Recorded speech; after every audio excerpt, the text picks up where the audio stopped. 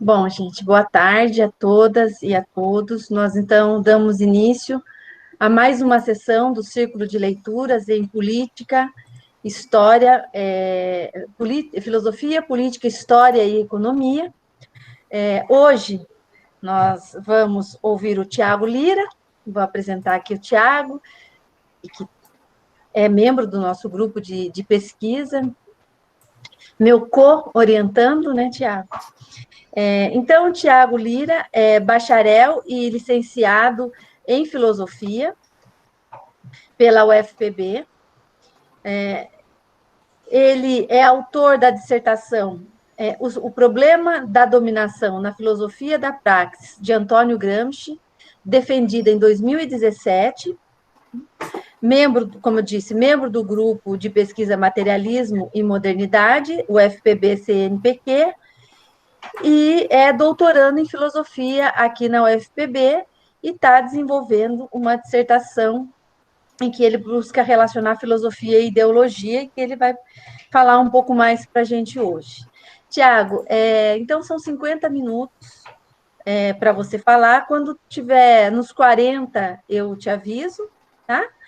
E aí, lembra de, no meio da sua fala, fazer uma pequena pausa, ver se tem alguma pergunta pontual, tá, gente?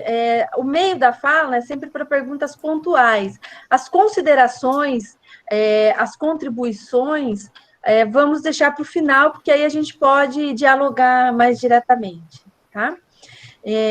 Então, a partir de agora, quem estiver inscrito, por favor, coloque nome e sobrenome no chat. Eu vou passar a palavra para o Tiago, e com 40 minutos, então, te aviso, tá, Tiago? Tá bem, obrigado. Bom, gente, boa tarde a todas e todos. Fico muito feliz pelo convite e agradeço ao Lu pela oportunidade, né, porque são trocas como essa que tornam o trabalho de pesquisa ainda mais instigante, mais rico, são essas trocas. Né? E também quero dizer que quando eu comecei a frequentar o grupo da Luciana, era tudo mato ainda. Então, eu fico muito feliz de ver o grupo ter prosperado ao longo desses anos. Eu estou envolvido desde 2016. Né? E fiquei muito satisfeito com a oportunidade e também com essa ideia, né, desses circuito de discussões, que eu acho que é muito importante, ainda mais nesse contexto de pandemia. Essa minha exposição, ela faz parte como a Luciana já disse, né, sobre a minha tese de doutorado, ela está em andamento, a qualificação ocorreu semana passada, e ela vai ser concluída no ano que vem. É uma pesquisa que está centrada na relação entre ideologia e subjetividade, né, na questão da produção dos conformismos a partir dessa relação, a questão de adesão das massas às ideologias, e também da religião e do fanatismo, né, que são questões também oriundas dessa discussão. Como é que o Gramsci pensou, então, nas atuações, né, das ideologias para produzir certos tipos de sujeitos, certos tipos de conformismo. Um pouco por aí, essa pesquisa. Eu preparei essa exposição em 2 blocos, né? Primeiro, tratando um pouco sobre teorização da ideologia nos cadernos, né, para tentar situar a discussão, localizando o conceito, como é que ele está distribuído nos cadernos.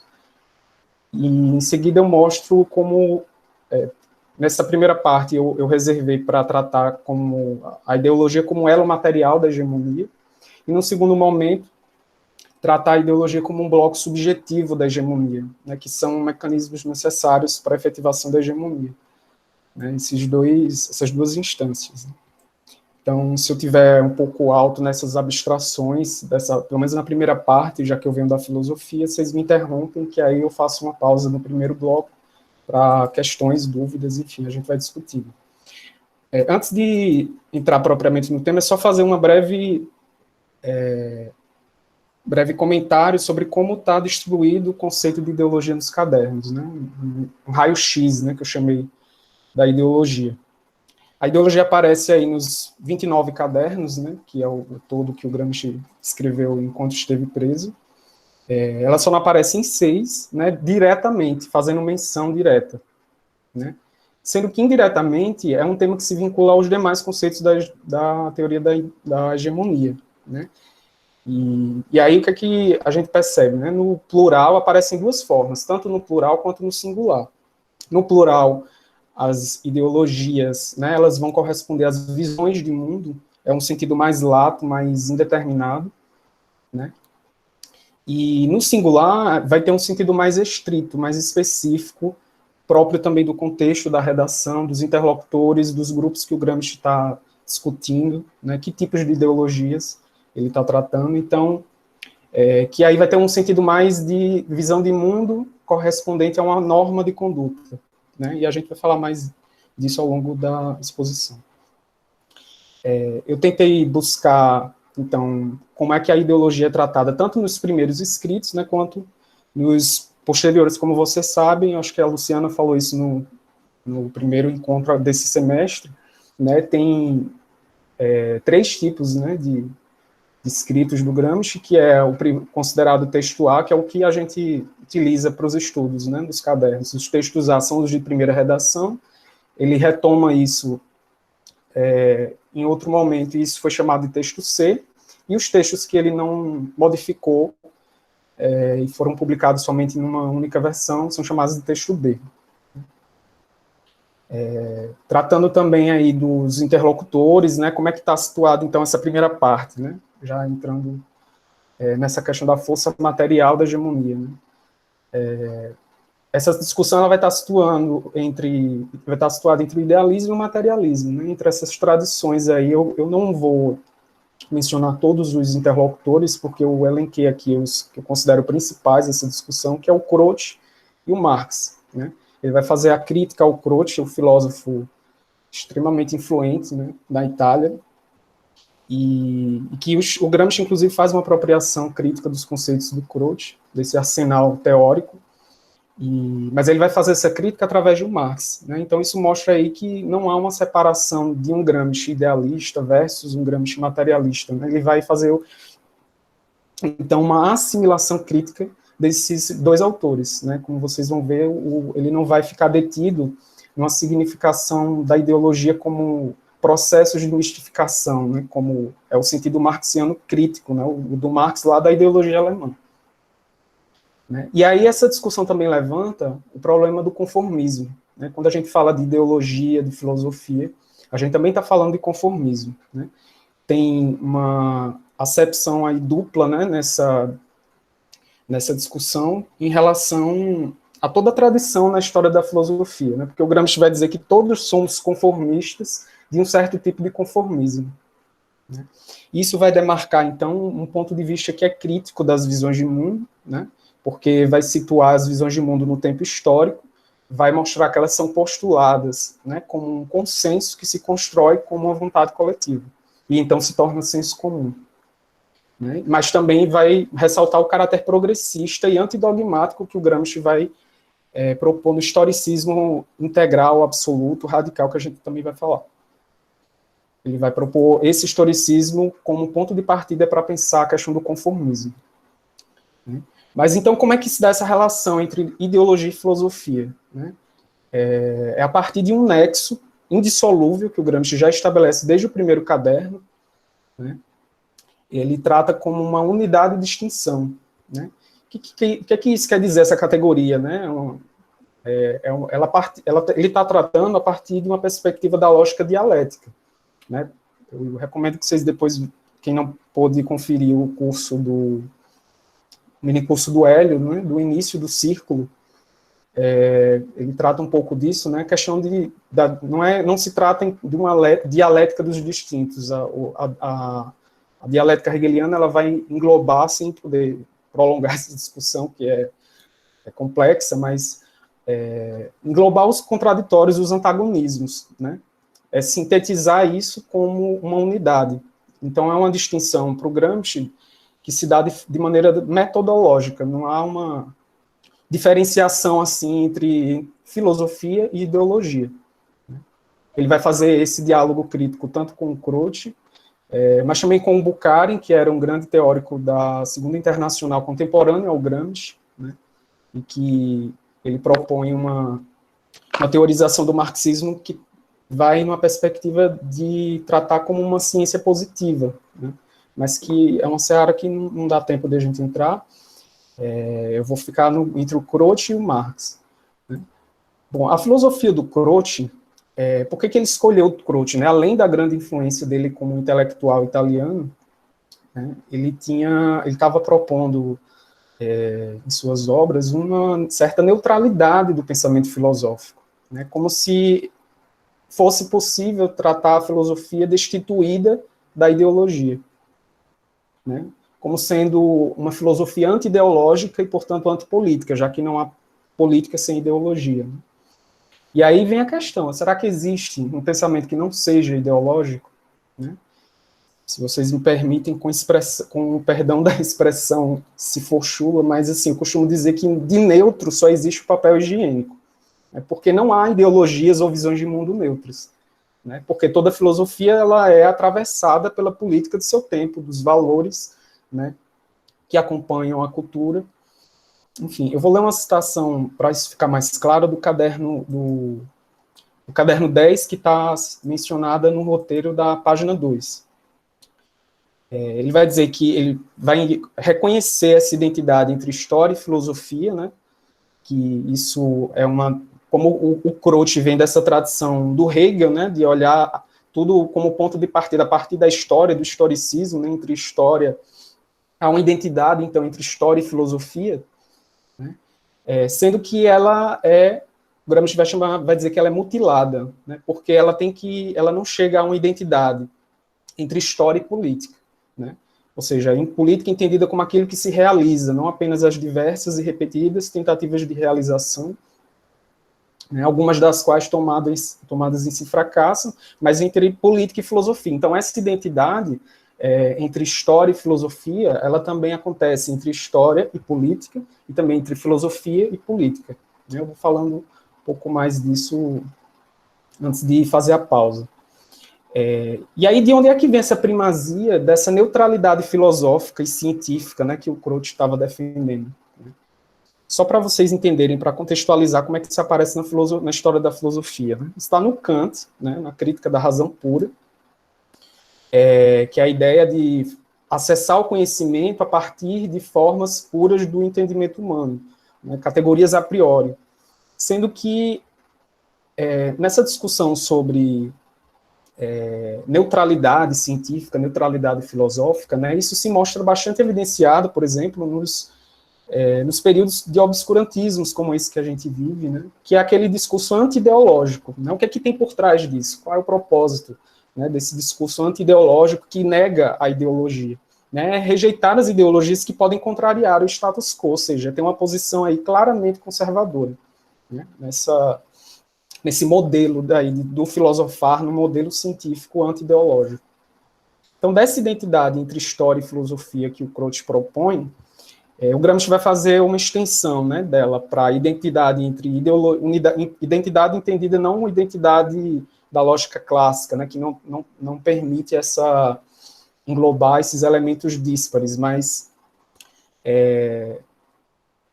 a identidade entre história, entre ideologia e religião, e ideologia e senso comum também, né? Não somente entre ideologia e filosofia e ideologia e história, né? Ele vai falar que são unidades de extinção, assim como, sobretudo porque a religião ela vai pressupor o elemento de fé, né? Eu vou falar disso logo mais, né? Que é a ideia da crença, né? Sendo que essa ideia de quem podia filosofar, né? Quem podia como é que se estabeleceram como hegemônicas as tradições de pensamento, né?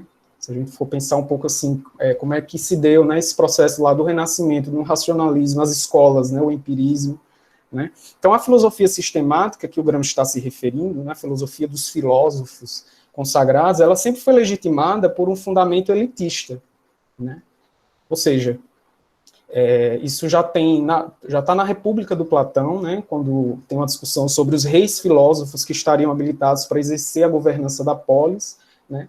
É uma ideia que aí instituiu na filosofia e na política, né, essa reprodutibilidade da visão de mundo, cuja fundamento é a ideia de que filosofia é para poucos, né, é a divisão entre governantes e governados dando como fato natural, né? Como se essa ideia ela pairasse na história. Então, o que é que o historicismo do Croce acaba fazendo, né? Dos moderados, daquilo que eles representavam, que claramente tinha uma posição ideológica, né? E é a ideia de que esse padrão da história, né, essa divisão entre governantes e governados, pudesse pairar na história, né, brotasse do nada, né, uma coisa que não está muito situada, e seria até anti-histórico, né, do ponto de vista do Gramsci. Então, para entender isso melhor, vou falar um pouco agora sobre os historicismos, né, que seriam os modos de ler a história, né, como eu falei, a história sendo como um fundamento, né? A gente parte sempre da história. Então, como vocês sabem, a hegemonia ela é um conceito guarda-chuva, né, que engloba diversos outros conceitos para compor essa teoria aí sistematizada ao longo dos cadernos. O Gramsci vai fazer a crítica ao Croce justamente contra o seu historicismo conservador, né? Porque esse historicismo conservador ele tem um caráter metafísico, né? E ele vai dissociar a filosofia do estatuto político, né? Mas quando ele faz isso, o Croce coloca sua obra em favor do alto, né? Dos interesses da burguesia italiana, dos poderosos, compreende a história a partir dos povos vencedores, né? Que é uma visão tradicional na história da filosofia, uma forma hegemônica de ler a história, né? O próprio Walter Benjamin, um filósofo alemão, ele faz essa discussão muito bem também. E como o Gramsci também vai fazer essa crítica ao Croce, né, se apropriando do Marx, né, ele vai chamar a atenção para aquilo que o pensamento do Croce ele recusava, que é o quê? A historicidade das visões do mundo. Quando isso tá definido, isso rompe completamente essa visão metafísica que os conceitos pairam na história, né, sem uma determinação, né? Então essa divisão entre governantes e governados, ela foi instituída historicamente. Sendo instituída historicamente, sendo histórica, ela pode ser superada, né? Não dá para tornar isso um dogma, né? Como se toda a história fosse reduzida a essa divisão, né? Porque a ideologia dominante ela vai naturalizar a dominação. Se o pensamento marxista, né, quando Marx fala a classe que é o poder material dominante, isso na ideologia alemã, numa determinada sociedade é também o poder espiritual dominante, ou seja, a classe dominante ela vai deter a ideologia daquele tempo histórico. Ela vai ser hegemônica por isso, porque ela assimila as ideologias, né, a partir de dispositivos de mistificação, encobrimento da consciência e de alienação. Era o sentido que o Marx insistia. E o Gramsci vai compartilhar também dessa compreensão, né, ele reconhece isso do Marx, mas ele quer ir além, né, ele vai tomar a ideologia como um polo positivo, mas não no sentido positivista, um polo de instituição do senso comum, né, e instituição das verdades, dos valores morais vigentes, né, da elaboração de um consenso, né, sendo que para as ideologias dominantes esse consenso é elaborado de forma dogmática, né, como se essas ideologias fossem sempre mantidas ao longo da história, e elas, né, a gente sabe que existem as insubordinações, né, das classes subalternas. Então, essa contraposição entre idealismo e materialismo, né, que a história da filosofia costuma fazer, mas para o Gramsci ela, de certa forma, é abstrata, porque se trata de uma questão metafísica, e quando eu chamo metafísica, eu não estou falando da doutrina lá do órgão do Aristóteles, mas de uma argumentação metafísica, né? O Gramsci vai tentar tratar do historicismo como uma forma diversa, né, das alternativas da história da filosofia, né, que sempre acabam descambando para uma solução metafísica de olhar a história. Essa citação, eu vou ler um trecho só para vocês entenderem melhor, está na página 3 do roteiro, né, o Gramsci vai dizer: se o político é um historiador, né, não apenas no sentido do que faz a história, mas que, atuando no presente, interpreta o passado, o historiador é um político. E neste sentido, que de resto também aparece em Croce, olha aí, a história é sempre história contemporânea, isto é, política. né? Então, ele está, para sintetizar esse historicismo absoluto, integral, né, de historicizar as visões de mundo, que é o que o Marx propõe, né, é aquela ideia de que o passado não é um lugar de referência, né, mas é de permanência. Não, é um lugar de o passado é um lugar de referência, mas não de permanência do fazer histórico. Não é porque existe essa divisão entre governantes e governados que ela vai ser sempre o dogma, né? Ela pode ser superada. Isso é historicizar, porque ela foi instituída historicamente, né? Passando agora para o item B, o segundo item da primeira parte, né, que é a ideologia e religião. Né? Falei para vocês que é essa ideia da religião, por que o Gramsci vai vincular a ideologia, né? Só para lembrar que na história da filosofia, dessa discussão sobre a ideia, o elemento de fé, né, da religião, isso já aparece na teoria do conhecimento, numa discussão que está presente no diálogo Teteto do Platão, né, uma reflexão sobre a teoria do conhecimento, se todo conhecimento ele pode ser entendido como crença verdadeira justificada, ou seja, crença já sublinha aí esse elemento de fé, preciso acreditar, né, para salientar como é que é formulado o conhecimento. Então, o Gramsci vai dizer que as ideologias são a verdadeira filosofia, né? Elas que levam as massas à ação concreta, a transformar a realidade, né? Ele vai dizer isso no caderno 10. E ele critica o conceito de história do Croce, porque é uma ideia livresca, erudita, né? Diletante, uma ideia pueril de que o filosofar não é ideológico, né? O Croce separa a história da política, né, como se fosse possível isolar a política dos demais acontecimentos, né, dos demais conhecimentos, e forja uma concepção de mundo que vai exigir do filósofo aquela universalidade abstrata, né, fora do tempo e espaço, né, e, de certa forma, até anti-histórica.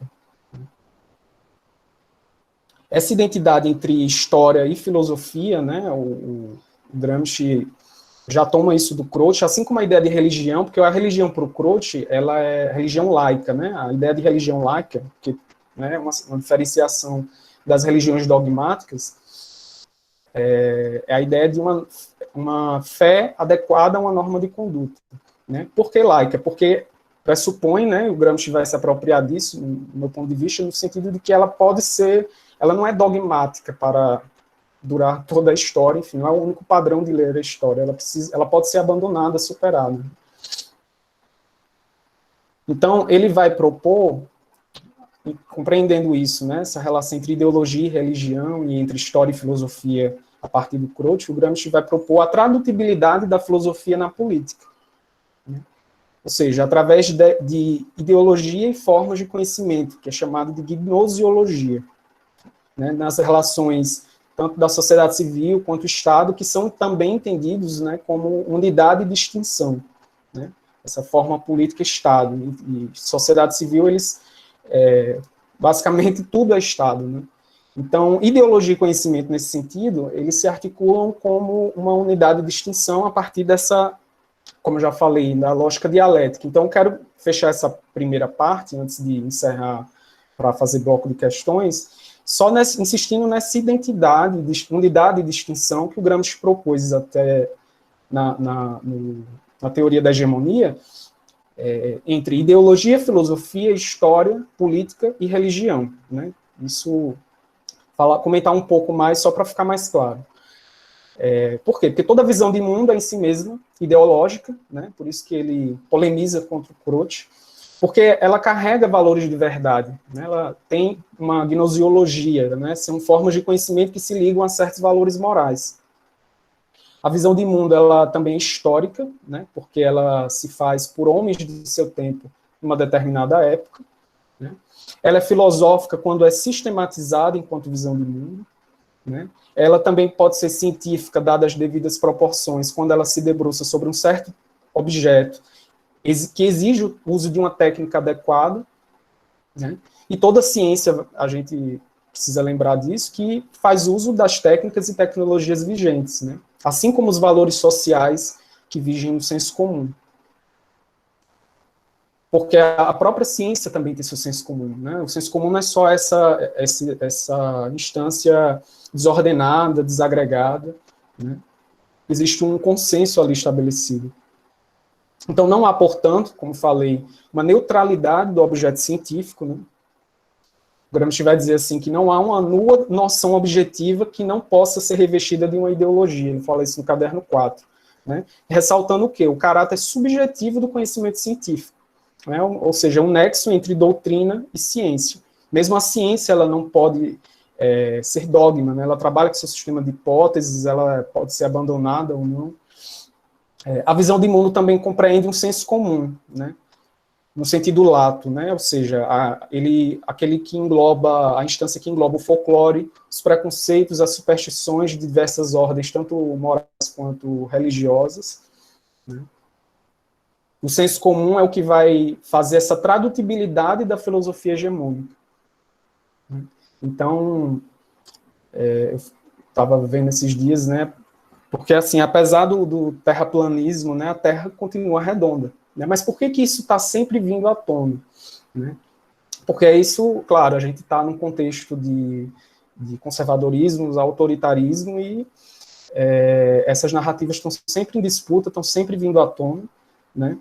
Saiu até um estudo, foi isso que eu estava olhando, né, esses dias, mas que foi publicado, acho que em fevereiro, que 7% dos brasileiros ainda acreditam nisso, que é, de certa forma, assustadora, né? Pensando toda a população, isso dá cerca de 11 milhões de pessoas. Né? Enfim. A concepção de mundo, né? As visões de mundo também são religiosas no sentido laico, porque salientam o elemento de fé, né? Voltando àquela ideia da religião, né? E o nexo entre ideologia e religião, ideologia e filosofia, né? E também política. Por quê? A política é o que vai integrar e tornar legitimadas todas essas concepções de mundo.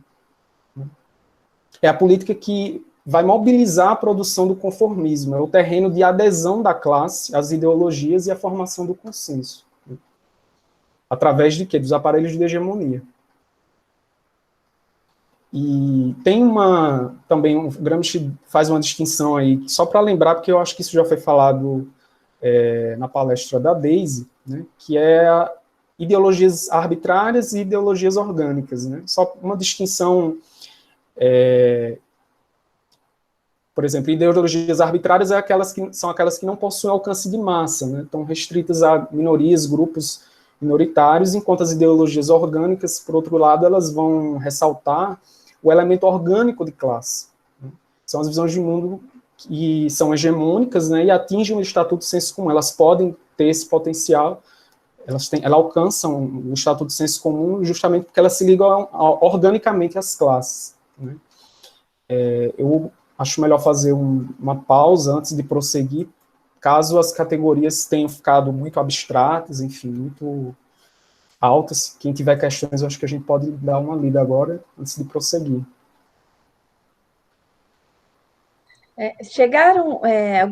Chegou uma questão mas é uma questão mais de análise, Tiago. Eu vou deixar por último. Tá. Agora seria mais quem tem alguma questão pontual mesmo, se não tiver, a gente continua.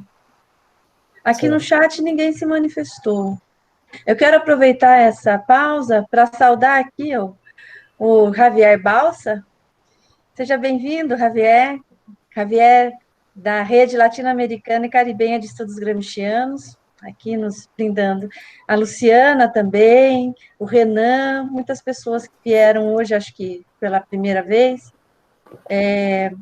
A gente vai encerrar e aí a gente abre a discussão. Então, ninguém se manifestou, vamos continuar, né? Tá bom. Então, eu vou seguir agora para a segunda parte, né? Para complementar isso que eu já venho falando, né, da ideologia como produtora dos conformismos. Isso é, então, o que constitui o elo material da hegemonia, né, um conformismo de massa. Né. Eu quero falar agora sobre a ideologia e cultura. Né, como é que a ideologia, então, vai cumprir essa força subjetiva da hegemonia. E entrando na produção do conformismo e dos aparelhos de hegemonia, né. A criação de uma hegemonia de subalternos, né, ela demanda o quê? A criação de uma nova cultura. pensando aí como o Gramsci coloca essa questão a partir da reforma moral e intelectual, né, uma alusão à reforma protestante. Porque se a cultura de subalternidade só condiciona um tipo de sujeito, que é o sujeito que subalternizado, apassivado, né, é preciso, então, mediante a adesão à filosofia da praxis, né, que as classes subalternas possam instituir um novo tipo de sujeito. E esse novo tipo de sujeito, ele vai demandar também a criação de um novo tipo de conformismo, né, pelo menos pensar que tipo de conformismo a gente pode almejar. E para isso é preciso inscrever a hegemonia, não mais ressaltando o que? A passividade da massa, a ideia de que a massa é sempre massa de manobra, né? Mas sim as potencialidades dessa massa, o caráter ativo de organização de classe. Né? Ou seja, é um problema que o Gramsci levanta em relação ao conformismo, relativo à constituição política das classes subalternas, né? Que, no final das contas, se trata de uma discussão de como se constitui a subjetividade do subalterno. Né?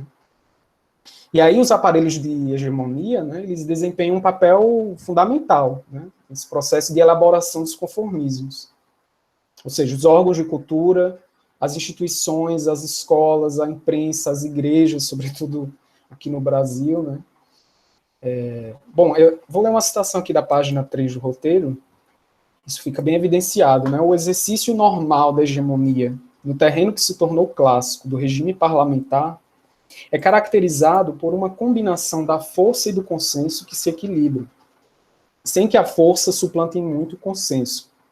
Essa frase é bem maquiaveliana, né?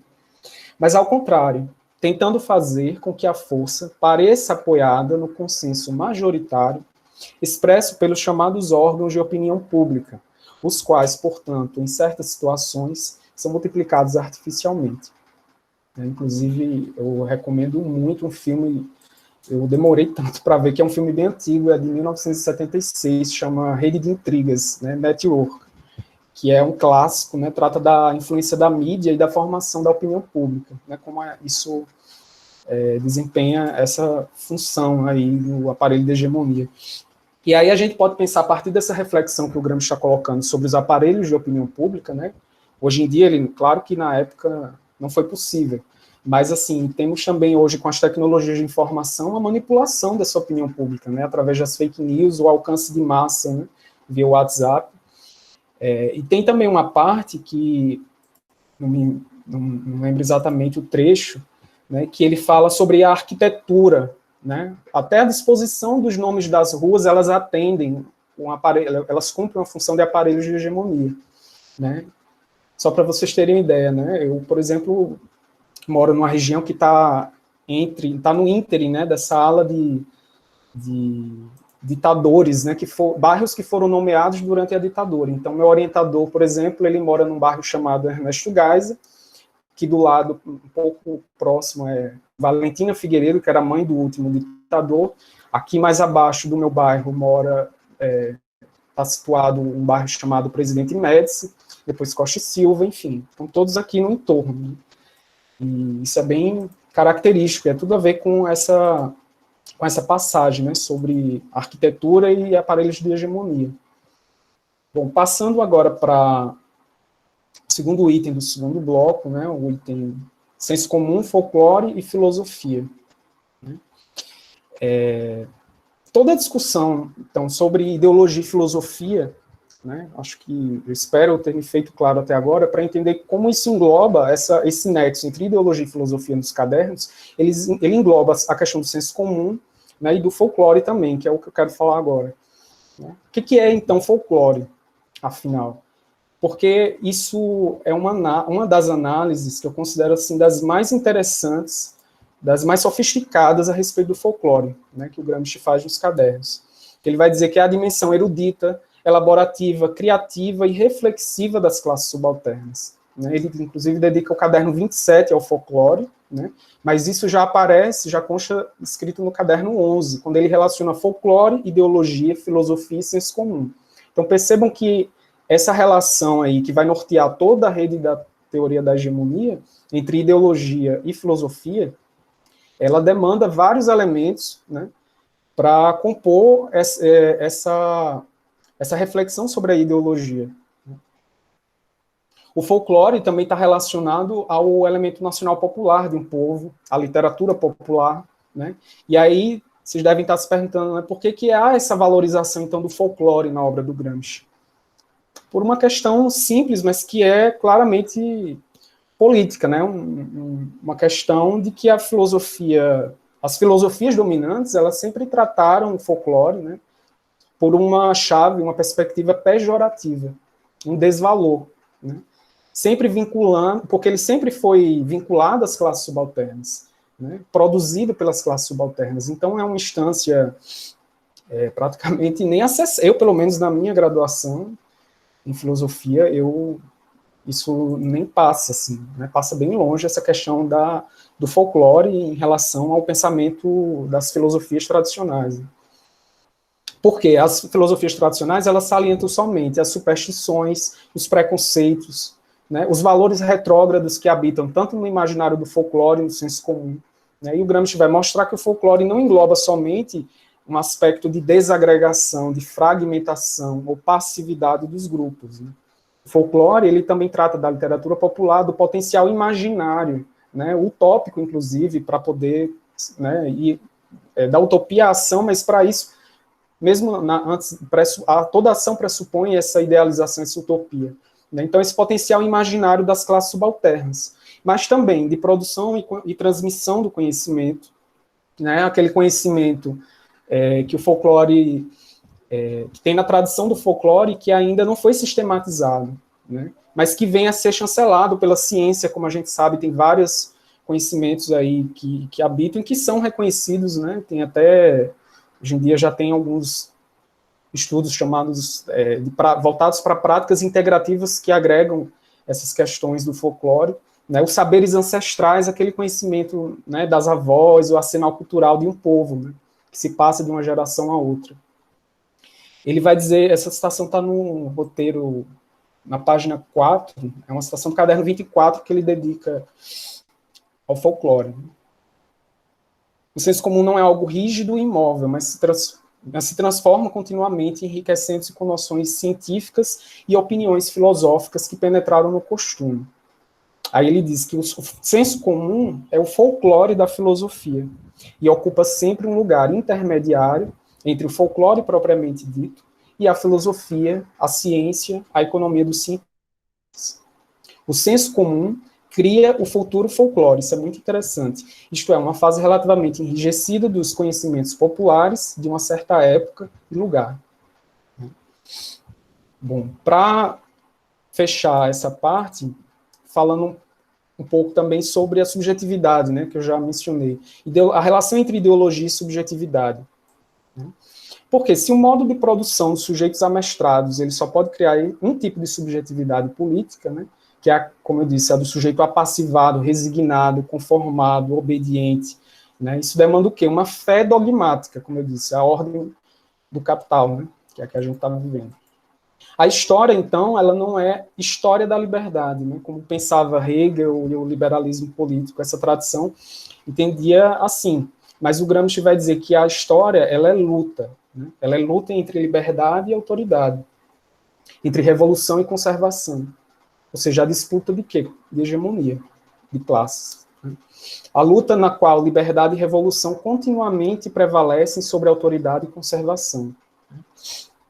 Então, a ideologia ela está marcada por isso, pelo aspecto da luta. A luta pelo estabelecimento das consciências, né, consciências que são sempre conectadas e condicionadas pelas relações de forças. E aí, essa discussão sobre subjetividade, ela pressupõe uma crítica à subjetividade do liberalismo, né, porque ela levanta a discussão sobre a passividade de massa. Né. Essa crítica à subjetividade liberal, ela tem a ver com isso, e o Gramsci vai fazer uma crítica às ideologias, né, mas também ao modo desse tipo de subjetividade, ao modo que o liberalismo institui a noção de subjetividade, porque a noção de subjetividade, mesmo a etimologia, né, do termo sujeito, ela é problemática porque ela pressupõe algo abaixo de, inferior a algo ou alguém, né? Então, compromete a questão da autonomia, né, dos sujeitos subalternos. Então, ele, né, dando continuidade lá ao que o Marx já fez na ideologia alemã, né, precisa o quê? Historicizar as visões de mundo nesse sentido, né, porque a filosofia, como eu disse, sempre deu protagonismo aos vencedores e os dominantes na história. Mas a concepção de mundo que é original das classes subalternas, né, ou seja, a filosofia da praxis, ela não se opõe aos grandes sistemas das filosofias tradicionais ou religião do alto clero, né? Aí o Gramsci vai dizer que, na realidade, esses sistemas são desconhecidos pelas multidões. Eles não têm eficácia direta sobre o modo de pensar e de agir. Ou seja, a grande massa da população ela não conhece as filosofias tradicionais. Então, sempre essa coisa de relegar a massa a uma condição de subalternidade com base de que ela é incapaz de aprender a filosofia sistemática, a filosofia tradicional, né, é um engano, é um engodo, porque ela, na verdade, elas nem conhecem, não têm acesso a esse conhecimento, né? Então, a filosofia dos filósofos, que é esse sistema de pensamento, né, organizado, ela precisa se conectar às camadas subalternas, passando a refletir o que é a história dos vencidos, né, dos dominados. Por quê? Porque eles sempre estiveram à margem da história, que é o título do caderno 25, né? Quando os sistemas de pensamento eles deixam de ser desconhecidos para a grande massa da população, as visões de mundo elas têm uma eficácia direta sobre o modo de pensar e de agir, né? Vai contribuir, inclusive, para eliminar esse elemento inorgânico de massa, né? Essa ideia de que a massa é massa de manobra, desordenada, massa apassivada, né? De um senso comum conformista ou conformado, né, à ordem, que é o que vai dizer esse trecho do caderno 11, que eu coloquei na página 5, né, que eu acho que eu devia até ter começado por ele, né, essa citação que acho que é das mais fantásticas do Gramsci. Né? É preciso, portanto, demonstrar preliminarmente que todos os homens são filósofos, definindo os limites e as características dessa filosofia espontânea, peculiar a todo mundo.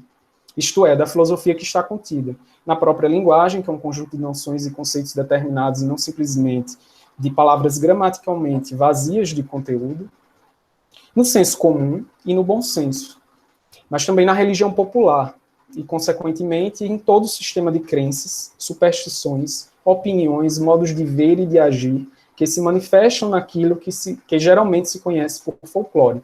Então, essa concepção aí de um historicismo radical, né, ao mesmo tempo, levanta essa afirmação, né, de que todos os homens são filósofos. Isso é revolucionário, gente, para a história da filosofia. Né? É uma perspectiva que vai realmente contra toda a tradição mesmo. Então, para concluir, né, só quero lembrar, espero ter conseguido essa identificação entre história, filosofia, política, religião, enfim. Por que o Gramsci, né, tenta fazer esse itinerário, né? Porque ele está buscando aí um ponto de vista crítico, ativo para a formulação e difusão das visões de mundo, né? Entendendo que as visões de mundo elas carregam são formas de conhecimento, né? Carregam valores, né? Então isso vai ter uma consequência direta, né, para a constituição política do subalterno na nova hegemonia a ser construída, que é preservar a autonomia do sujeito, né?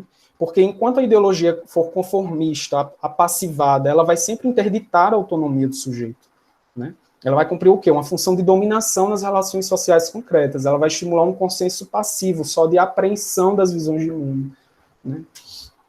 Das visões de mundo dominantes, no caso. Então, a grande questão é que tipo de conformismo a gente está buscando, né?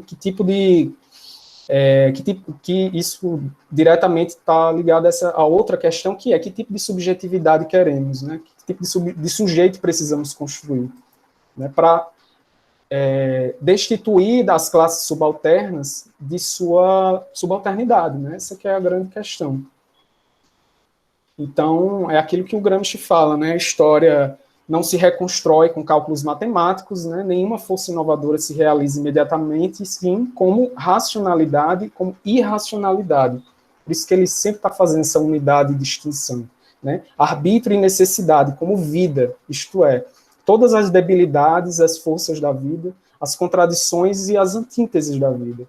Né? Esse trecho do caderno 10 que eu coloquei na última página do roteiro. Então, é basicamente aquela frase, né, do Brecht, que nada é impossível de mudar, né? Desde que as visões de mundo elas passem a ser historicizadas. Né? Já é um ponto de partida para pensar uma nova hegemonia. Né? E com isso eu encerro, passo agora para as questões para a gente discutir. Obrigada, Tiago. Obrigada. Você está tocando num dos temas mais difíceis, né, dos cadernos do Cárcere, que é a discussão sobre ideologia, filosofia, hegemonia, né? E então nós vamos, tem 3 questões já.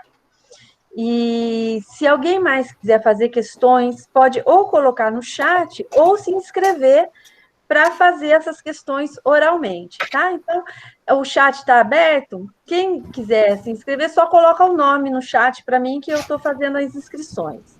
Então, eu vou fazer essas 3 perguntas, Tiago, ou você prefere que... Bom, eu vou fazer as 3 de uma vez, e aí você vê, pode fazer, responder no seu tempo, tá? A Gigliola pergunta: como você definiria uma história dos subalternos em Gramsci e qual seria o papel da ideologia nesse projeto? A Amanda Nunes, ela pede para que você fale um pouco mais sobre o que seriam ideologias arbitrárias. Tá? Porque você falou, né, de ideologias orgânicas e arbitrárias, e ela diz que ela não entendeu muito bem. Então, ela pede que você discorra um pouco mais sobre isso. E outra questão da Gigliola também, você poderia falar um pouco mais sobre a relação entre folclore e literatura nacional popular, destacando o lugar da utopia e da política nesse contexto?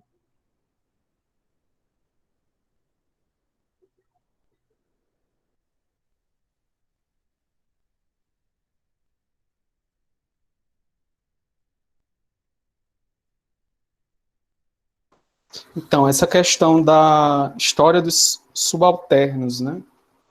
É basicamente o que o Gramsci está tentando propor, mostrar por que esse caderno 25 ele se chama As Margens da História. Né?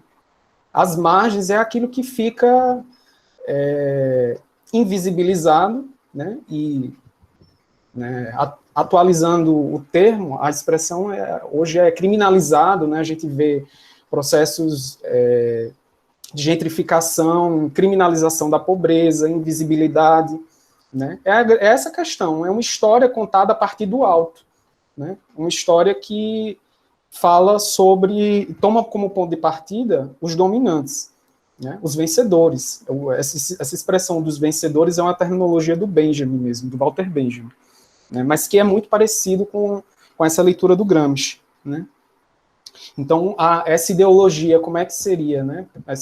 Possível pensar essa perspectiva de uma história dos subalternos através da ideologia. Né? A construção de uma ideologia orgânica, que entra na segunda questão que eu vou falar, uma ideologia de classe, né? Uma ideologia organizada para conseguir destituir dos subalternos essa caracterização de uma classe desorganizada, sempre uma classe que aceita, que é conformada, que é obediente. Né? Então, a ideologia ela vai cumprir um papel fundamental nisso, né? Organizada, claro, mobilizada pelos intelectuais dessa classe subalterna, e também a questão de como romper com o servilismo de massa das ideologias.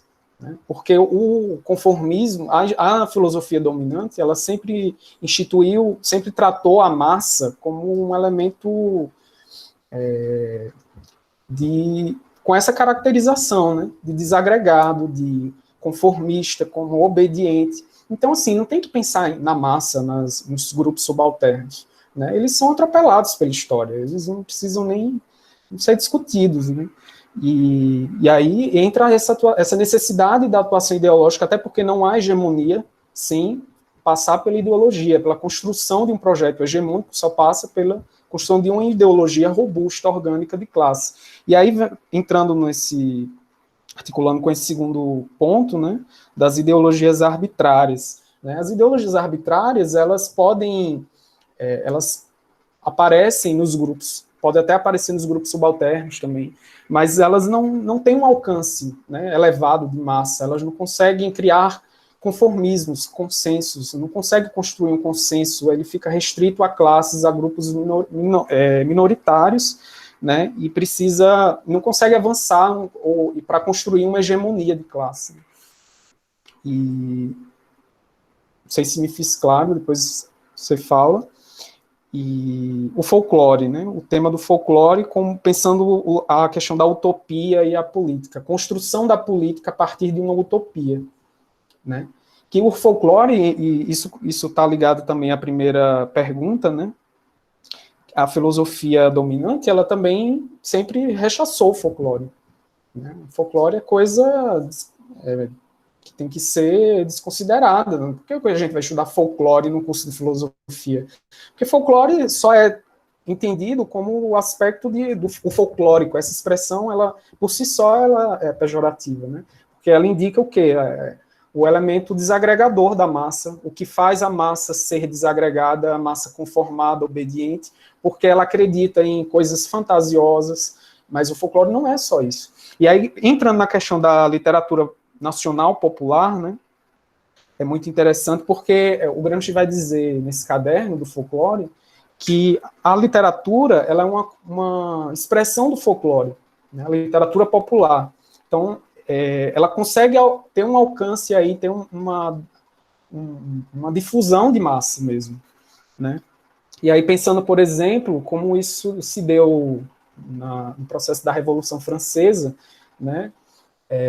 Que tem lá na França tem o Victor Hugo, né? O autor dos Miseráveis, o Corcunda de Notre Dame, e que é muito interessante que ele tem uma literatura bem engajada, politizada, né? Ele é um escritor extremamente popular, né? E a importância da literatura tem justamente isso. Além de tudo, né, a literatura tem esse arsenal aí criativo, né, que também é progressista no sentido de que as massas podem construir uma literatura, como a gente vê isso também ser possível, como existe uma literatura produzida oriunda da massa, né, das classes subalternas, que ela ressalta esse caráter da potencialidade, a criatividade, ou seja, é uma massa aí que é ativa. É isso que o Gramsci está buscando com esse outro lado, né, outra visão sobre o folclore, sobre o tratamento que a filosofia dominante sempre invisibilizou, porque ele sempre, tudo que se liga às classes subalternas, né, a história, porque os subalternos sempre foram à margem da história, porque eles sempre foram invisibilizados pelas filosofias dominantes. Acho que é um pouco por aí, não sei se está respondido. A Amanda disse que ficou claro, ficou claríssimo. Muito obrigada. Excelente fala. Gabriela, muito bom te ouvir. Ana Carolina, excelente exposição, Tiago. O Hélio tinha falado mais cedo. Parabéns, Tiago, excelente exposição. Gigliola, excelente trabalho e exposição. Parabéns, Tiago. Então, vários elogios aqui. Tiago, eu me inscrevi aqui para dialogar com você também, e depois tem o Sebastião, mas sobre o folclore, né? Eu acho que você chama a atenção muito corretamente para essa valorização que Gramsci faz do conhecimento popular, né? E dessa discussão que ele faz, principalmente no caderno 11, que se refere às perspectivas de construção de uma filosofia de massa, né? Ele justamente vai discutir como é que você cria a filosofia da praxis como filosofia de massa, ela tem que ser uma filosofia que seja coletivamente construída, né? E como é que você constrói? A partir da crítica do senso comum, né? Essa é uma das críticas que ele faz a Bukharin, porque Bukharin apresenta ali o Tratado de Sociologia Geral, de Sociologia Popular, como se fosse a verdade mais acabada do universo, né? Então, é a crítica, essa perspectiva do intelectual dizer à massa o que é a verdade, né? e que a construção do conhecimento tem que partir dos conhecimentos que o sujeito já tem. E aí a importância do folclore, da literatura popular. Mas a questão que eu coloco para você, o folclore, como um elemento do senso comum, ele também não tem que ser criticado? Ou seja, se ele é um elemento do senso comum, e se o senso comum ele é necessariamente heteróclito, bizarro, como o Gramsci diz, formado de concepções do passado e do presente, ou seja, para que o folclore ele possa ser a base de construção de conhecimento popular, ele também precisa ser inquirido, porque ele também é base para a construção de passividade. Né? Então, esse é um elemento, acho que importante da consideração de Gramsci sobre a construção de uma vontade nacional popular. Ou seja, essa vontade nacional popular, ela não é espontânea, ela não está simplesmente latente, ela precisa ser construída, né? E é construída a partir da crítica. Então, essa é uma questão para a gente pensar junto, né? Uma outra questão que eu queria te fazer é sobre a perspectiva da ideologia no caderno 13, né? Que a dificuldade de a gente falar de ideologia, assim como a dificuldade de a gente falar de hegemonia, é que elas têm muitas dimensões, né? Elas são conceitos complexos, né? Então, tem a dimensão subjetiva, a dimensão política, mas todas essas dimensões elas estão profundamente articuladas. E aí eu queria abordar a dimensão política, né, da ideologia, como você disse que ela é parte, né, dessa ideologia como parte da teoria da hegemonia. Então, lá no caderno 13, o Gramsci diz que as ideologias são vulgarizações filosóficas que levam as massas à ação. Né? Então, aqui, eu acho que tem a síntese de uma discussão enorme, né? Que é uma reelaboração do conceito de ideologia, e a partir daquilo que você coloca, abordando a ideologia como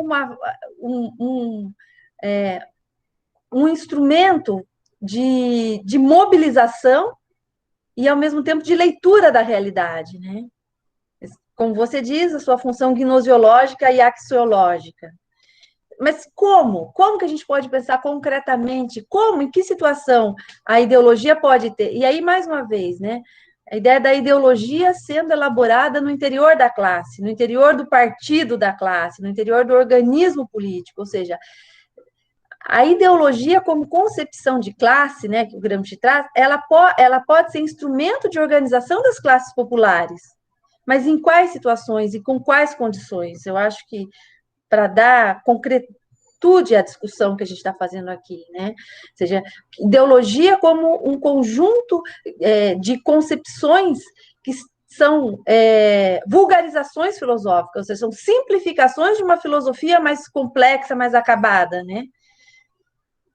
Então, qual é o lugar do partido político mesmo? Qual é o lugar da organização política para formulação de uma ideologia capaz de levar as massas à ação, né?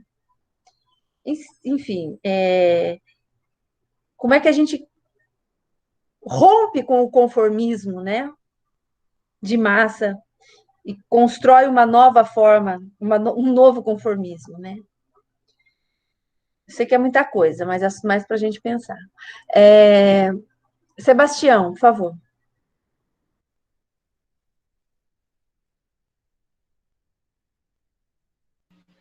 Alô, tá me ouvindo?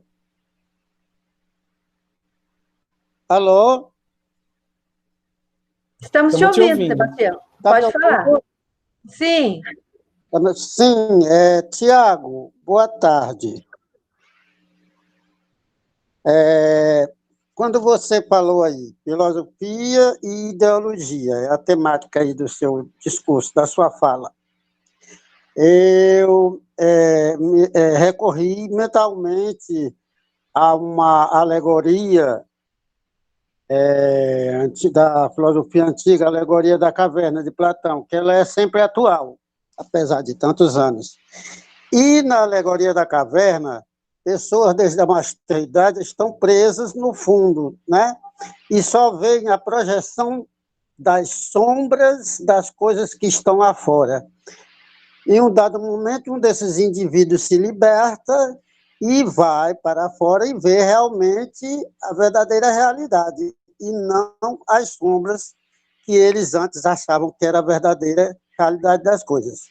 Passando para Gramsci, filosofia, toda filosofia contém em seu bojo, traz em seu bojo a semente da ideologia. Por quê? Porque é uma visão de mundo, né? É uma visão de mundo e uma visão do homem. Então, isso já requer uma espécie mesmo que seja uma visão geral no ponto de vista do filósofo, mas ele já quer instalar aquela ideia na sociedade. Então, já traduz uma espécie de dominação. O que é que eu quero ver aí? O indivíduo que se liberta da caverna exerce um papel de libertador, mas sem nenhuma do saber pelo saber, sem nenhuma conotação ideológica de dominação, né, e de hegemonia. Ora, aqueles que estão presos no fundo da caverna exercem um papel de subalternidade, né? E o papel do filósofo seria o quê? Libertar através do conhecimento, sem que ele seja de natureza ideológica ou com a intenção de causar hegemonia e dominação, né? Como a gente poderia juntar essas duas coisas? A filosofia, ela tem esse conteúdo ideológico ou só apenas de libertação? Ela é isenta?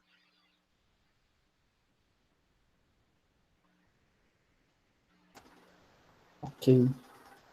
Bom, o bom é que esses blocos estão todos relacionados, né? Tanto o primeiro quanto o segundo bloco das questões. Primeiro, comentando essa questão que a Luciana colocou, né? Criticar o folclore, né? É, sim, também necessário, né? Essa crítica ao folclore, justamente porque o folclore ele está ligado ao senso comum. E o senso comum tem esse aspecto, sim, de massa amorfa, de heteróclito, de bizarro, né? De supersticioso, fantasioso, né? Essas construções. Quando a gente falou, como eu disse, né? Essa expressão, quando a gente fala, que coisa folclórica, né? A gente está se usando de uma simplificação, né? De um sentido que não tem aprofundamento, precisa uma sistematização que não tem nem coerência, né? Então o Gramsci vai dizer que é preciso sim criticar o folclore, o senso comum, para o quê? Extrair o bom senso a um núcleo. Só que aí que é a questão, né? Que tem tudo a ver também com a pergunta do Sebastião e a segunda questão que a Luciana fez sobre o caderno 13, né? A gente é preciso fazer essa crítica, mas tendo em mente que tanto o folclore quanto o senso comum, enquanto uma dimensão da massa subalterna da sociedade, isso possui um núcleo de bom senso. É esse núcleo de bom senso que precisa ser buscado.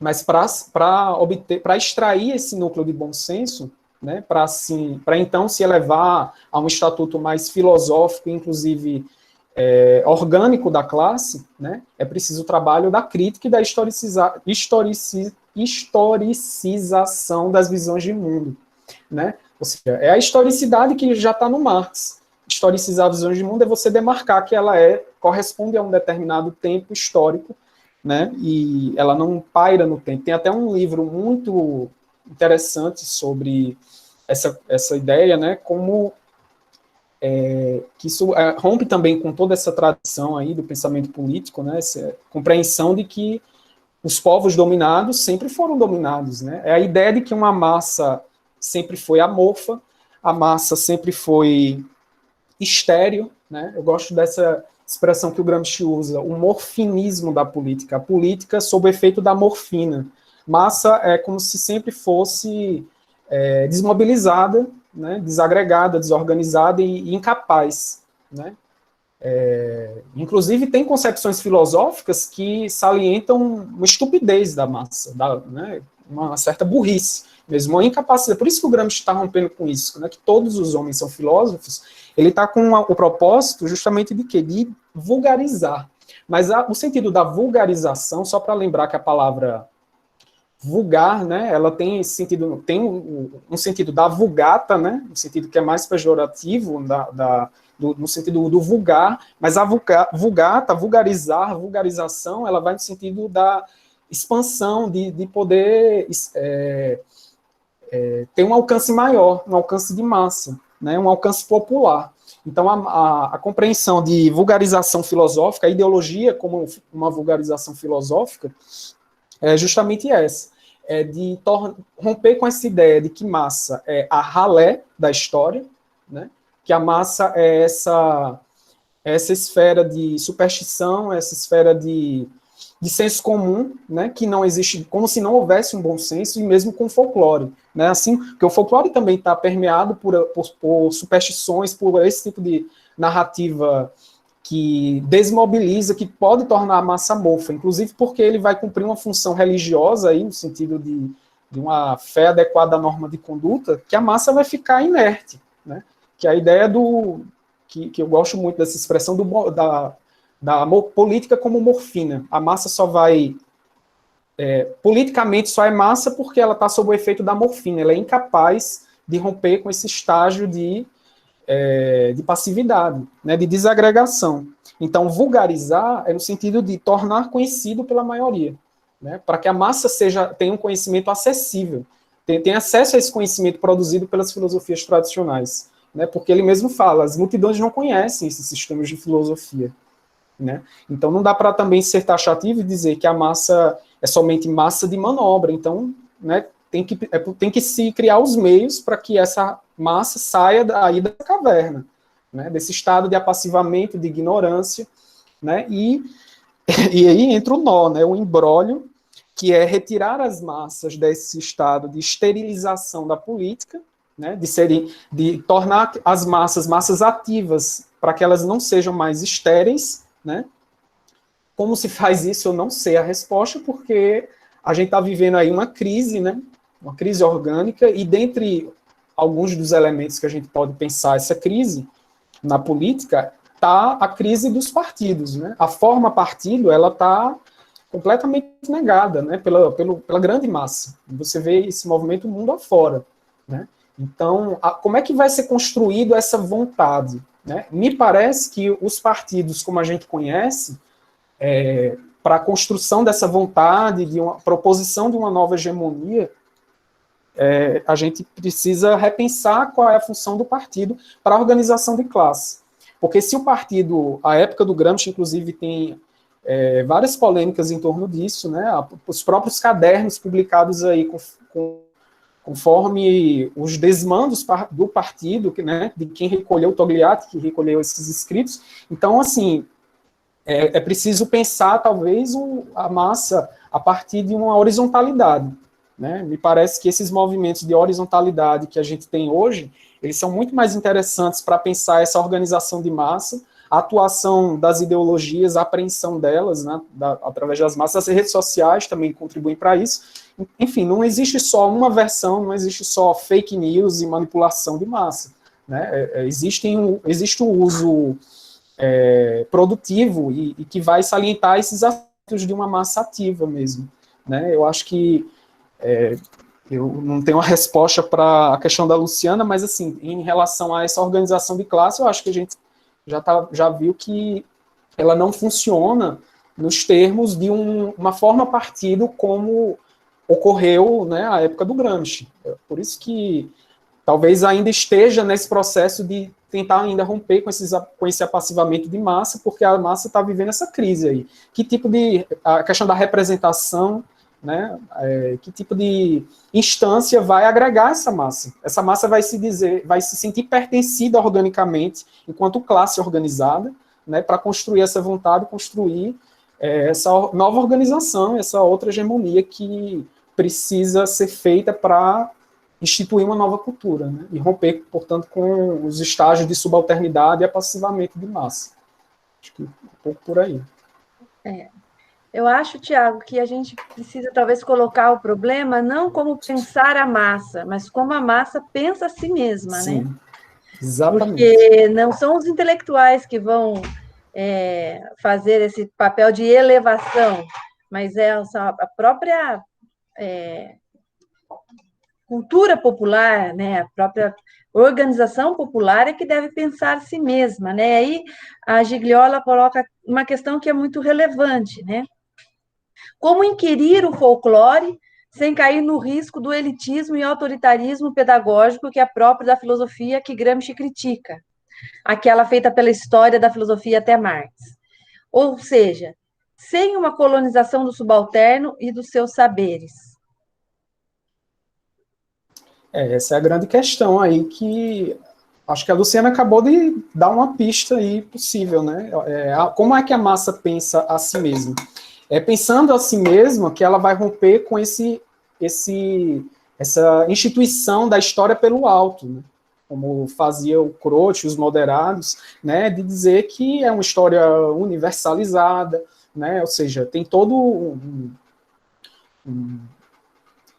um pressuposto que é colonizador no sentido de dizer o que a massa deve fazer, como ela deve agir, né, por si mesma.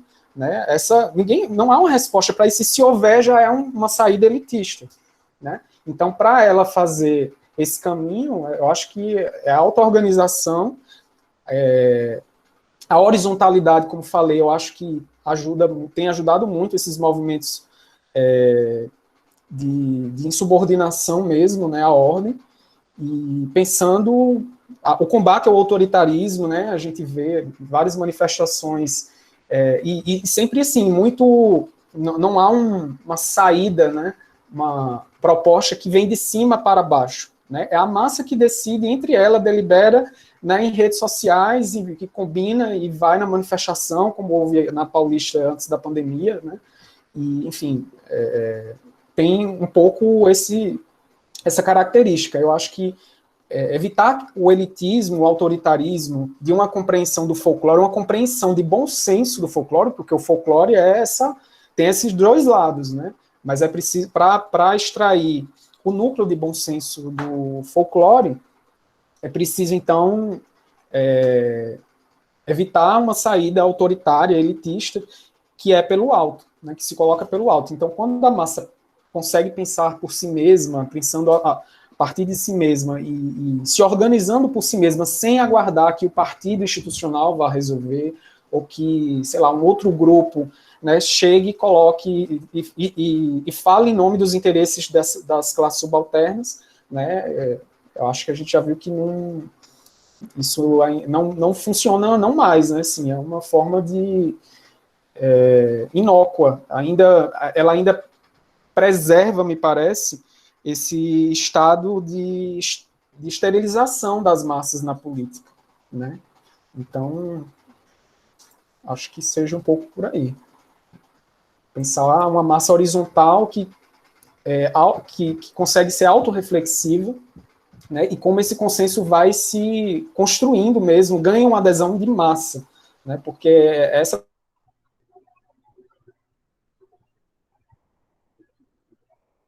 Acho que o Tiago caiu. Opa, estão me ouvindo? Adesão de massa foi a última coisa que você falou e aí cortou. Tá.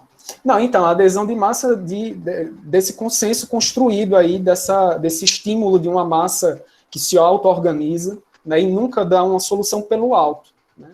Me parece que seja um caminho possível, né, para pensar essa questão.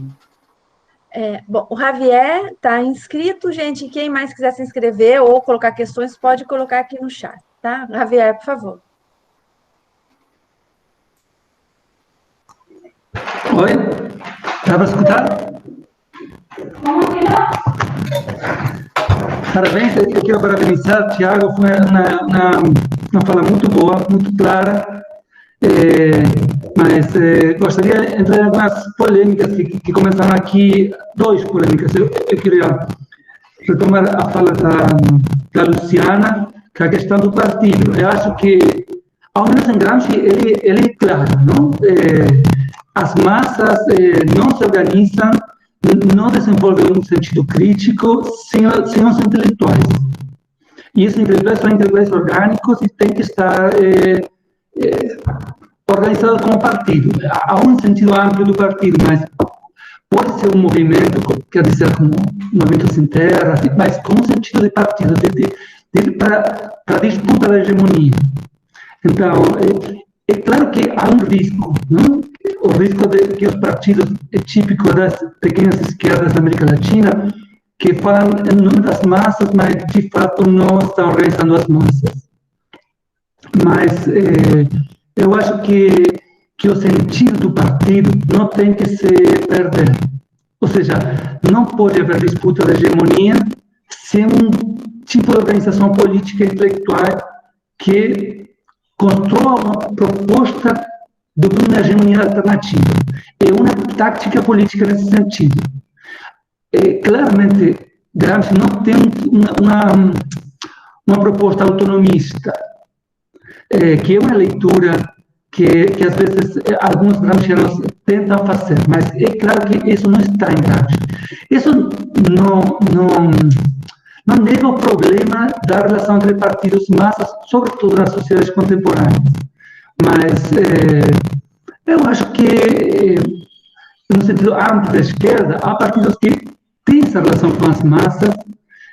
Talvez a gente não gosta muito das vezes que são esquerdas muito fracas, mas eles construem uma relação com as massas e acho que isso não tem que se perder.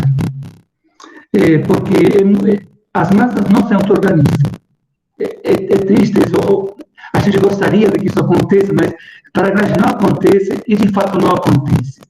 Ou seja, você tem que ter intelectuais que trabalhem para construir uma proposta hegemônica alternativa.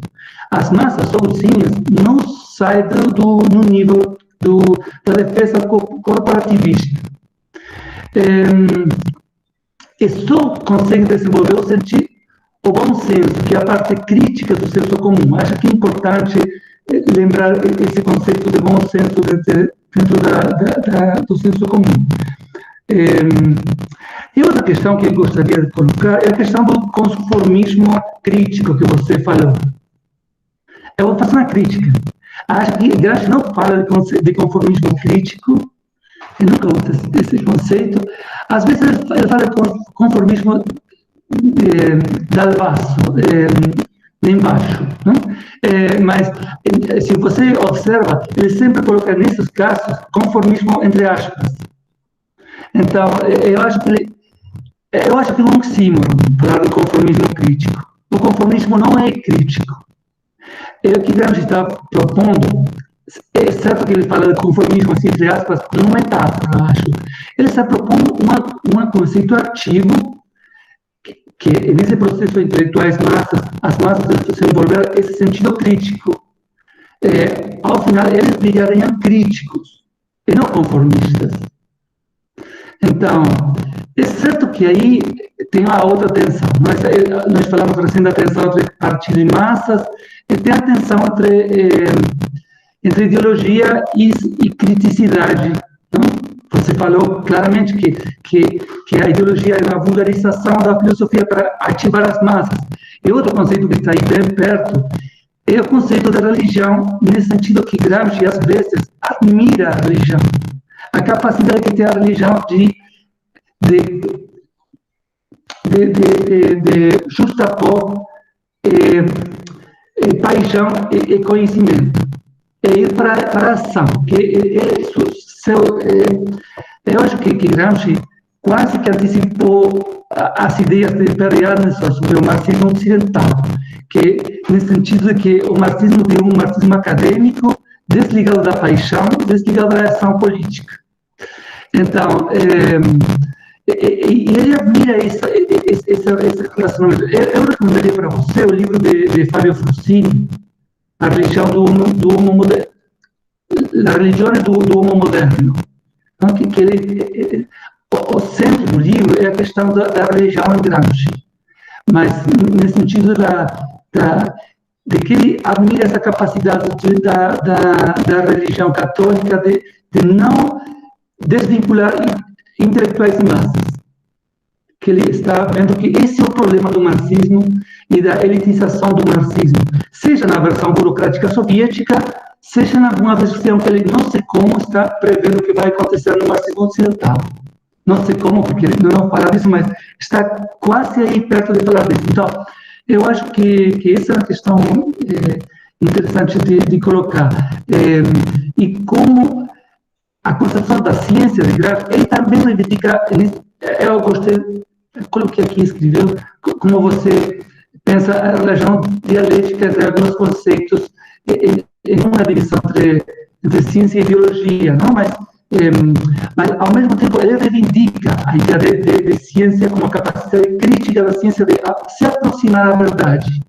Uma verdade que, ao final, não é verdade conjunturalmente e hegemonicamente determinada, mas a ciência como o bom senso tem esse elemento crítico, que não tem o senso comum, que não tem a filosofia, o folclore.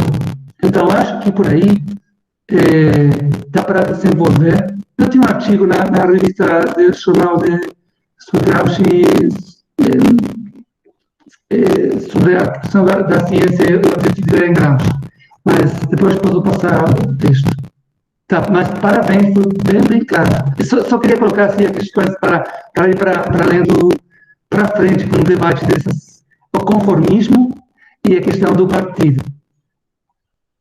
Parabéns. Não sei se meu português foi claro, às vezes eu não estou falando português agora o tempo todo. Mas... Tá. Ficou ótimo. Obrigado, Javier.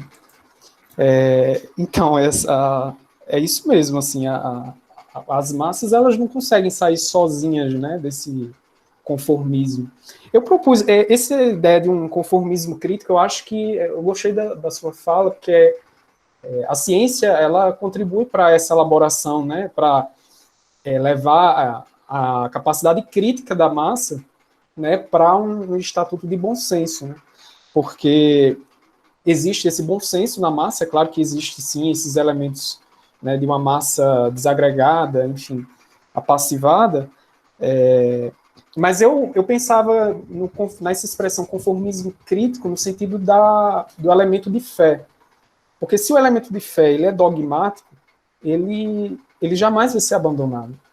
E pior, ele ainda pode recair no fundamentalismo. Então a questão é como é que a gente pensa um conformismo que seja crítico, mas que no sentido de não dar margem para o fundamentalismo, por exemplo, da massa, né?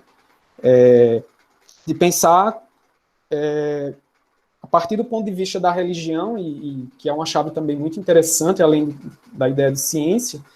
Eu me lembro de uma fala do meu orientador na minha banca agora de qualificação. Ele disse que o Gramsci era inveja da Igreja Católica por conta dessa capacidade, e de fato ele tem razão, né? Porque é a capacidade de ligar o elemento da paixão com a vontade, né? Que vai romper com esse estado de amorfo, né? De uma massa passiva, ou, enfim, de uma massa estéril, sob o efeito da morfina, né, para então viver, né, um processo ativo, uma construção de hegemonia. Mas, assim, o livro do Frosini, que eu gosto muito, né, apesar de ser, achei um tanto pedreira, muitas questões dele, mas é muito interessante, né, apesar de complexo, porque, de fato, o tema é complicado. Né? Eu acho que ele enfatiza, né, esse aspecto da religião imanente que o Gramsci está colocando. É uma religião que deve ser buscada, esse elemento da paixão, né, mesmo religioso, que isso é próprio da religião, né, a adesão de massa a uma visão de mundo, né, por esse mecanismo. Mas, assim, o que acontece? A massa está sempre refém de uma ideologia que está sujeita, que está a serviço de uma religião transcendente. E o Gramsci está buscando um fundamento de uma religião imanente, construída pelos homens. A grande questão é essa, né? Como é que a gente rompe com esse estado de apassivamento, né, de e ativa para uma religião transcendente e dogmática, portanto, e não uma religião construída coletivamente, uma vontade que remove essa massa, né, desse estádio de uma massa estéril, né, que vai romper com isso. Né, porque, ao mesmo tempo, a tradição já relegou, né, esse lugar para a massa. Né, já caracteriza como sendo uma massa governada, uma massa para ser dominada, massa de manobra. Então, como vai construir isso, né, a partir de uma perspectiva crítica, né? E, portanto, um conformismo que vai ser não mais dogmático no sentido da religião transcendente, da religião dogmática, que dificilmente vai haver um abandono daquele elemento de fé, né? Eu quis chamar conformismo crítico a expressão mais nesse sentido, né? Pensar uma história construída pelos próprios homens, pelas próprias pessoas, que não recaia nesse elemento da fé como um dogma, né, das religiões institucionais. E eu não sei como a gente pensa essa questão, talvez seja a partir da ideia de ciência e de religião laica, né, que o Gramsci está propondo, para manter, sempre preservar o elemento da crítica, porque é isso que vai salientar, acho que isso que vai manter ou romper com os dogmatismos, né, vai ser uma organização anti-ideológica, mas também preservar a autonomia desses sujeitos, a religião dogmática ela já rompe um pouco isso, né? Você está sempre refém da instituição, enfim, do dogma mesmo, né? Então é preciso talvez pensar a partir dessa perspectiva da religião e da ciência.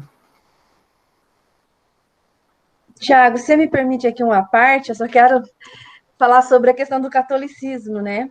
Dessa Sim.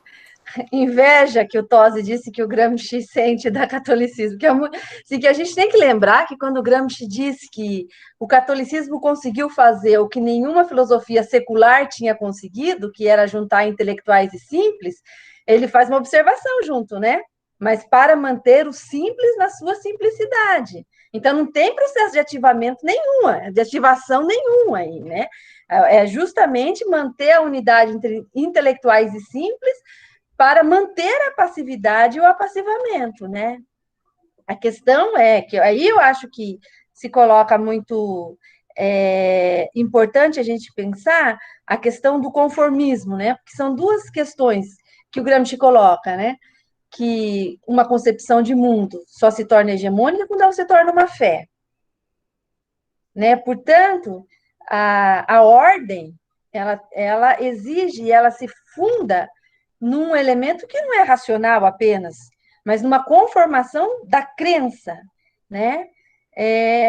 Então, a questão que eu acho que é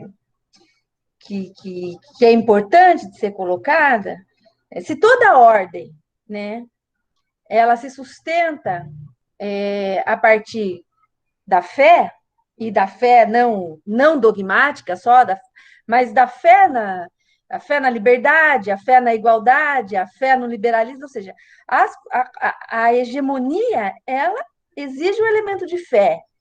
E se somos todos conformistas, de algum tipo de conformismo, ou seja, tem uma ligação muito evidente entre ordem, fé e conformismo. A fundação, então, acho que é uma questão que se coloca, a fundação de uma nova ordem exige um novo conformismo. Né? E aí é possível um conformismo, é possível uma ordem que emancipe, né? É uma questão da política, como harmonizar autonomia e soberania, liberdade e ordem. É possível? Se nós estamos pensando numa sociedade livre, não é? E eu acho que o Javier tem toda a razão, é um oxímoro. Conformismo crítico, essa contradição em termos, e é justo, mas eu acho que é um problema para pensar uma nova ordem, não? A nova ordem, ela traz um problema, fundamental, que é como pensar ordem e liberdade, e autonomia, e, enfim, que não é um problema que nós vamos resolver aqui, óbvio. Mas com relação ao partido, então eu só queria colocar aqui essa provocação que eu te fiz, Tiago, é justamente para a gente pensar em termos concretos, né? A consciência da parte precede a consciência do todo. Gramsci diz isso expressamente, ou seja, não tem organização popular sem direção política, não tem direção política sem organização. Que o partido não, muito provavelmente não é aquele centralizado, vertical, muito provavelmente não, pelo menos nesse momento. Mas a organização política, ela exige que a gente pense um instrumento e organização, né? Não sei se o Javier quer se colocar novamente. Nós não temos mais questões no chat. Aí eu queria, então, saber se tem mais alguém que gostaria de fazer alguma intervenção ou alguma observação, pergunta. Miriam. Então, a Miriam vai colocar uma questão, e aí depois eu passo para o Tiago encerrar, e na fala da Miriam a gente encerra as inscrições. Então, se alguém mais quiser falar, se inscreve na fala da Miriam. Miriam, por favor. Oi, boa tarde. Eu gostaria de colocar um elemento aí para o Tiago pontuar, que seria sobre... porque eu que sou da área da educação, não consigo pensar em ideologia e hegemonia sem pensar no papel da educação dentro das instituições. Então, eu ouvi o debate todo aí, essa questão do conformismo e tudo. Então, eu vou fazer um questionamento aí, se você pontua sobre a questão da educação dentro desses conceitos, se você está vendo apenas o conceito em si, porque eu vejo que a educação ela tem um papel essencial. Eu vejo que não se constrói esse conformismo sem esse papel na educação no sentido mais amplo do termo, em que as instituições exercem, tanto dentro, por exemplo, a igreja, a mídia e todo esse papel da educação na constituição de uma hegemonia e também de uma contra-hegemonia e nesse conformismo. Não sei se eu fui... Mas eu queria que você pontuasse, se você puder, sobre essa questão da educação dentro desses conceitos aí, que eu vejo que o Gramsci, ele vai ver a questão da educação, acredito também nessa linha de pensamento aí dos conceitos. Então, peço desculpa se não fui tão... nos termos e na questão dos conceitos, né, porque agora que eu estou retomando novamente, mas acredito que é essencial a gente fazer o debate também, pontuando a educação. Muito boa a questão, Miriam. Agradeço aí pela intervenção. Inclusive, só complementando, eu vi que o Sebastião fez uma questão, a gente faltou ler, né? A escola do Gramsci não seria a instituição que tiraria as massas do estado de letargia. Tem tudo a ver com isso que você está falando, né? Porque o Gramsci vai dizer que a hegemonia, ela cumpre uma função pedagógica, né? Preciso ensinar para o conformismo, né? Mas que tipo de conformismo é ensinado? Essa que é a questão, né? É condicionado, a escola basicamente condiciona, né, a formação do conformismo também, porque ela é um dos aparelhos de hegemonia. Eu falei bem ligeiro, eu não quis entrar muito na questão, porque eu fiquei mais na exposição dos conceitos. Mas é fundamental, né, para essa discussão, porque, como o Sebastião bem lembra, né, ela pelo menos na compreensão do Gramsci, né, do caderno 12, é ela que vai instituir essa formação de um consenso crítico, ela vai mobilizar, né, a partir da crítica, né? Se a gente tem uma educação crítica, a gente tem uma educação voltada para a emancipação, que vai ressaltar, que vai enfatizar a autonomia do sujeito, né? E não mais essa ideia de educar para que o sujeito continue sendo subalterno, né? Que é o que a Luciana bem lembrou, da Igreja Católica, né? A Igreja Católica, ela fez esse movimento, né, de intelectuais e simples, né, articulando, mas mantendo o simples como sendo simples, sem acessar, né, sem sair do seu estado de letargia, né, como disse o Sebastião. Então, eu acho que a escola ela vai cumprir justamente esse papel fundamental para construir outra hegemonia, né, porque, afinal, ela também é um aparelho da hegemonia, né, e a gente vê que isso está sempre, pensando assim concretamente, né, como isso está se colocando, por exemplo, na atual conjuntura de autoritarismo, né, a questão do ensino religioso, a retomada disso, né, em detrimento, por exemplo, de negar a questão da educação sexual, por exemplo, né, e quando os índices, por exemplo, de pedofilia estão aumentando, né, monstruosamente, assim, a gente vê um aumento muito grande, sobretudo agora nessa pandemia, né, e a escola que está sem poder, né, teve que suspender as atividades, né, então como é que fica isso? Né, como é que, quem vai, como a criança está sendo condicionada no seu conformismo, né, como ela está se conformando em relação ao que passa, ao que ocorre, né, paralelo à escola, enfim, que a escola pode, inclusive, contribuir para enfim, remover a criança de um estado assim de vulnerabilidade, né?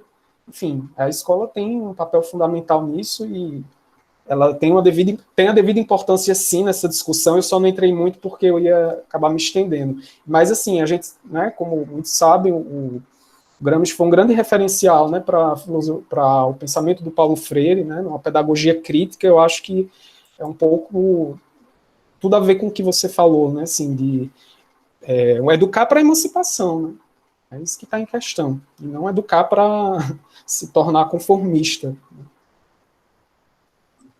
Lembrando que a Deise Rosário esteve aqui na semana passada e falou exclusivamente sobre o papel da escola na hegemonia, né, então, acho que nós estamos bem supridos. Bom, nós não temos mais questões no chat, então, eu quero agradecer a todas e a todos que estiveram aqui com a gente, agradecer especialmente as contribuições do Javier. O Tiago apresenta aqui uma parte da pesquisa de doutorado dele, Javier, e com certeza essas pontuações que você faz são bem interessantes, bem importantes, né, para a pesquisa, que está em andamento, né? E agradecer muito o Tiago, né, pelo esforço de síntese, de exposição, né, a gente está aprendendo com essa nova forma online, que também traz desafios muito grandes, porque a gente não está vendo todas as pessoas. Então, Tiago, eu agradeço, né, todo o seu esforço, a sua exposição. E, Javier, eu vou também passar para ele aquele seu artigo que você me indicou, das 3 formas de hegemonia, que eu acho que também pode contribuir, aquele outro, que eu acho que também pode contribuir, né? Hegemonia como estratégia, como direção ético-política, como forma de vida, né? Não é isso? É ele, né? Tá, mas ele é um artigo velho, tem quase 15 anos. Eu mandei o artigo sobre a questão a citação do artigo da questão da objetividade da ciência. Sim, que é um artigo mais atual. Eu acho que, só dizer uma coisa, conformismo tem uma conotação um pouco forte, não? Mas é um tema de intenção. Eu acho que o mais interessante é colocar atenção entre criticidade e conformismo, que está. Eu acho que o interessante de Gramsci é a questão da atenção, como ele nunca pega uma posição dogmática no sentido. Então, o conformismo ele fala de conformismo dinâmico às vezes. Então, tá, mas parabéns, foi ótimo. Obrigada. Tiago, você guardou aí a referência? Bom, gente, muito obrigada. Então, nós estamos encerrando e convidá-las e convidá-los para a próxima semana, que na próxima semana nós vamos estar com a Fernanda Maranho, que estava aqui até agora, não consigo ver todo mundo, acho que ainda está. A Fernanda Maranho, que é mestre em Ciência Política e Relações Internacionais aqui pela UFPB, ela defendeu uma dissertação sobre a agroecologia no MST, e ela vai fazer aqui uma exposição para a gente sobre os conceitos gramscianos de transformismo e nacional popular a partir da análise da agroecologia no MST. Tá? Então, eu mando para vocês o artigo que ela vai indicar, né? O link eu só vou mandar no dia, né? Hoje, felizmente, não tivemos invasões e que continue assim. Gente, muito obrigada e até a próxima. Valeu, tchau. Até quinta-feira.